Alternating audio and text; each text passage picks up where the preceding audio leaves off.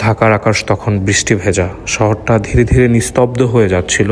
আমি ছুটছিলাম এয়ারপোর্টের দিকে, ভেজা রাস্তা, ঝাপসা আলো আর ক্লান্তির ভেতরেও অদম্য এক তারা। আরেকটা ফ্লাইট, এবার গন্তব্য দুবাই। লোকাল টাইম রাত 1:30 আমরা ল্যান্ড করলাম। বাইরের গরম শুষ্ক বাতাসটা মুখে লাগতে বুঝতে পারলাম এটা শুধু শহর বদল নয়, নতুন লড়াইয়ের শুরু। দীর্ঘ যাত্রার ক্লান্তি শরীরে ছিল, তাই হোটেলে গিয়ে গোসল করে সারা রাতের জন্য একটা ডিপ স্লিপ দিলাম।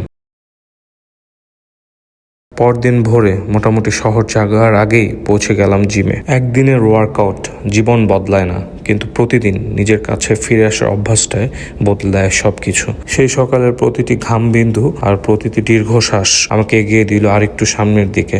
ওয়ার্কআউট শেষে রুমে ফিরে শাওয়ার নিলাম আমার প্রিয় ক্লাসিক বাংলা গানগুলো শুনতে শুনতে। তারপর সকালবেলা একটা লো ক্যালোরি ব্রেকফাস্ট দিয়ে দিনের শুরু। বাইরে অপেক্ষা করছে রৌদ্রোজ্জ্বল একটা শান্ত সুন্দর দিন। Fat to fit day 5 done. Thanks for watching. আল্লাহ হাফেজ।